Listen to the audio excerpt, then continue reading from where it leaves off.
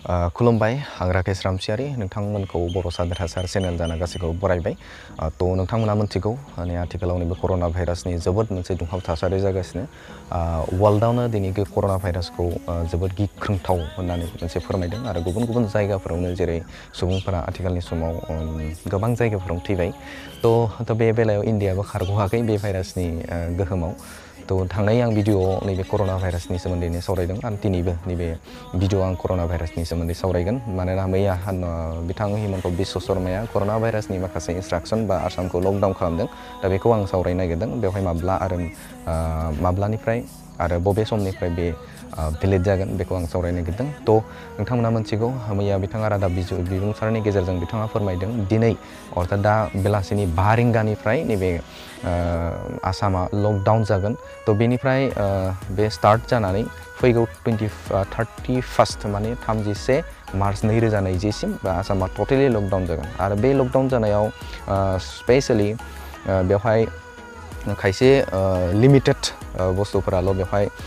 खुला थागोन, जेरै ग्रसारि नैबे गेलामाल दखान, फार्मासिसफोरा खुला थागोन आरो मेडिकेलफोरा खुला थागोन, एम्बुलेन्सफोरा खारनो हागोन,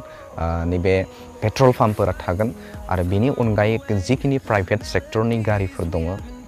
बैफोर टटेलि बन्द थागोन। माखासे गलाफोरा जिखिनि बेवहाय गोनांथि गैयि गलाफोर जाय जोंनि थाखाय डे टु डे लाइफआव गोनांथि गैया बेफोरखौ बे बन्द थागोन। बेनि अनगायैबो दैनि जे जगान बे खुला थागोन आरो बेवहाय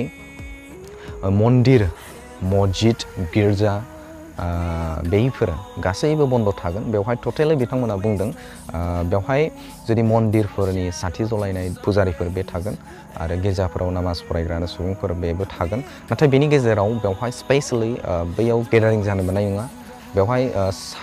3 सुबुङा एल'ट जागोन आरो 3नि जुदि बारा जायोब्ला बेखौ इन्डियान पेनेल क'ड बायदि बिथांखौ जुदि गोबां जायोब्ला साजा होनाय जागोन। दा बेवहाय जाखिनि फोरमायदों दा बेवहाय नैबे प्राइभेट गारिफोराथ' गासिबो बन्द जागोन, टटेलि बन्द बियो। आरो नैबे खायसे आसामनि खाथि खाथि थानाय जे रायजोफोर बै रायजोफोरनिफ्राय फैनाय गारिफोर बेफोरो टटेलि बन्द थागोन। एक्सेप्ट माने जाय नैबे जानाय सामग्रि जानाय मुवा बेसादफोर लाबोनायनि अनगा गासिबो बेफोर बन्द थाजोबगोन। बेनिफ्राय ट्रेननि सालायनायाबो बन्द थागोन। फ्लाइटनि बाथ्राखौ बिथांमोना फोरमायनाय बायदिबा सायसे मुवा बेसाद लाबोनाय फ्लाइटफोराल' बेवहाय खुला थागोन आरो बाखि गासैखौबो बिथांमोना लिमिटेड नायनानै बेखौ बन्द खालामनाय जागोन। तो बे बेलायाव नोजोर होयोब्ला बे लकडाउनखौ गासैखौबो मानिनो थाखाय खावलायदों आरो लोगोसेनो बेवहाय ससियेल डिस्टेन्स जे सुबुंजों सुबुं मोनसे जायगायाव गेदारिं जानाय बेयो टटेलि बन्द। मेक्सिमाम थानो हायोब्ला 3 बिथांमोना बुंदों आरो लोगोसेनो बेहाय बे डिस्टेन्स माने सुबुंजों सुबुं जे डिस्टेन्स बेयो मेक्सिमाम जे मोनसे लिमिट होनाय 1 मिटारनि गोजानाव बे थानानै बाथ्रा रायलायनांगोन। लोगोसेनो मुखा थुखा लानाय बाथ्राफोरखौ बिथांमोना फोरमायदों। जुदि बेखौ मानियाब्ला जा पेनाल्टि थागोन, इन्डियानि पेनाल क'ड आयेन बायदियै बिथांमोना बै सुबुंफोरखौ पेनाल्टि खालामनाय जागोन आरो बे पेनाल्टि बायदियै सासे सुबुङा जुदि बै आयेनखौ जुदि मानियालासिनो भंग खालामोब्ला बे सुबुङा 6 दाननि थाखाय बे जेलाव थांगोन बे फोरमायनाय बायदिब्ला। आरो लोगोसेनो फार्स्ट स्टेप बियो फार्स्ट नोंनो वार्निंआव नोंथांखौ 6 दाननि थाखाय जेल हरगोन आरो नोंथांखौ जुदि बे 6 दानाव बा हमना ला नोंथांखौ रायज्लायनायनि गेजेरजों रिजनखौ खोन्थाबाय आरो उइथाउट रिजन खोन्थानो हायाब्लाथ' नोंथाङाथ' जेलाव थांखागोनानो। आरो उइथाउट नोङो बबेबा जायगायाव बेरायनाय बबेबा माबायाव खालामनाय अब्लाथ' नोङो जेलाव थांगोन। आरो रिजना नोंनि जुदि मोजांब्ला गनायथावब्ला नोंथांखौ फार्स्टआव नोंथांखौ नागारना हरगोन। नाथाय नोंथाङा फिन जुदि गलति मावोबा फिन नोंथाङा भुल मावोब्ला नैथि खेबनि थाखाय नोंथांखौ जुदि हमबावबाय बबेबा मोनसे जायगायाव बेरायनाय बबेबा मोनसे जायगायाव थांनाय अब्ला नोंथाङा बे इन्डियान पेनेल क'ड बायदियै नोंथाङा आयेन बायदियै नोंथाङा 2 बोसोरनि थाखाय जेलाव जानांगोन। आरो नोंथाङा बै खेबसेयाव फार्स्टनि खेबसेयावथ' नों बासायबाय हमनानै ला फार्स्टनि खेबसेयाव नोंथाङा खारग'बाय। नाथाय नैथि खेब नों गोरोन्थि खालामब्ला 2 बोसोरनि थाखाय जेल थांगोन। तो बेवहाय बेखौनो माबादों बिथांमोना फोरमायदों। मानोना बेखौ जों मानिना सोलिनांगोन। बे सोरबा सासे गभर्नमेन्टनि थाखाय नङा, बे गासैबो सुबुं माहारिखौ बासायनायनि थाखाय बेखौ खालामनाय जादों मानोना वर्ल्डआनो दिनै समखिखांदों नैबे कर'ना भाइरासखौ दिनै मोनसेबो हादरा बेनि सोमोन्दै सावरायालासिनो थायाखै आरो मोनसेबो हादरा बे जायालासिनो थायाखै बे कर'नानि बे भाइरासजों साग्लोबसार जायाखै होननानै बुंनो हाया थ' बे बेलायाव इण्डियाआवबो दासिमहालागै नोजोर होयोब्ला मैयासिमहालागै नायोब्ला 10 जना थैबायमोन आरो बाखि 350नि सायाव बे बेरामजों भुगिनानै दङ थ'